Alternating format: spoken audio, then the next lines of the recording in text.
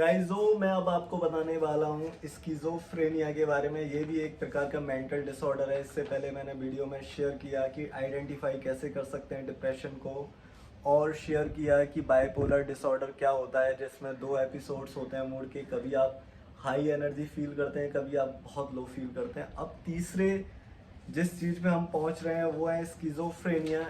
ये इसके बारे में शायद आपने ना सुना हो या सुना हो। ये एक ऐसा डिसऑर्डर है जिसमें इंसान एक अपनी ही दुनिया बना लेता है। जो हमारी सबकी एक कॉमन रियलिटी होती है उससे अलग भटक जाता है, और उसकी अपनी दुनिया में उसे आवाज़ें सुनाई दे रही हैं, उसे चीज़ें दिखाई दे रही हैं। वो उस व्यक्ति के लिए बिल्कुल रियल होता है, लेकिन दूसरे व्यक्ति के लिए वो रियल नहीं होता है।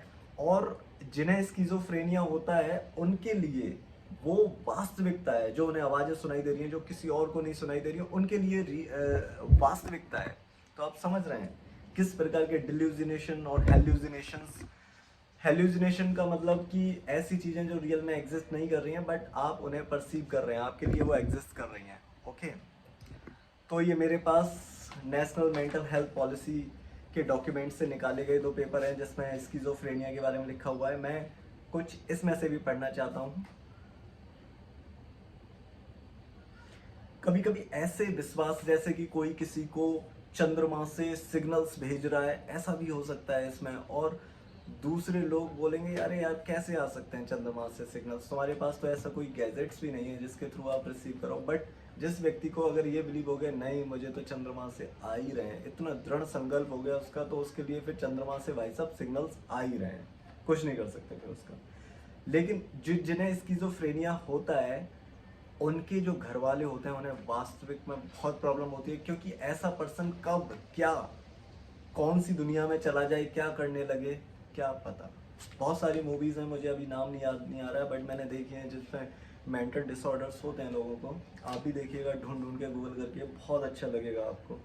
क्योंकि जो माइंड है, ह्यूमन ब्रेन इतना रहस्यमयी है, इसके अगर पॉजिटिव एस्पेक्ट्स को आप ना समझ पाएँ तो ये खुद ब खुद नेगेटिव दुनिया को बना देता है। इसीलिए बहुत ज़रूरी है अपने ब्रेन को, अपनी मेंटल हेल्थ को समझना। लेकिन हमारी जो सोसाइटी का, जो हमारी मानवता का जो स्ट्रक्चर है, कोई व्यवस्था ही नहीं की गई है यार।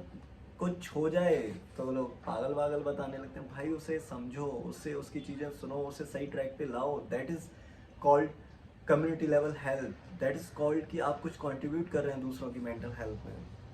लोगों को कि भाई इसे तो पागल खाने भिजवा दो, ऐसे नहीं होता है यार चीज़ें।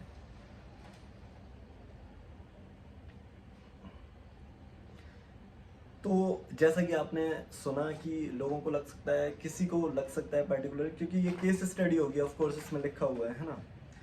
एक ऐसा विश्वास भी कर सकता है कि पीपल उसके अगेंस्ट प्लॉट कर रहे हैं कुछ चीज़ें, उसका स्पाउस फेथफुल नहीं है उस, such as believing that others are able to hear what he she is thinking, others are able to insert thoughts into his her head, his her thoughts are being broadcasted on the television or radio, others are able to control and manipulate their thoughts, feelings and or actions।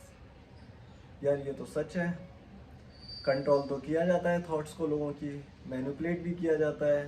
Some individuals with psychosis may also have emotional difficulties such as not being able to experience and or express emotions, also called affective blunting।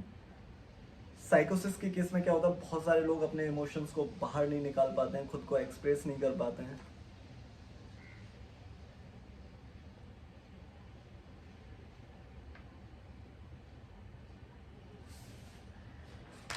साला ऐसे इन्हें पढ़ने लगो तो ऐसा लगता है कि खुद ही बीमार हैं हम।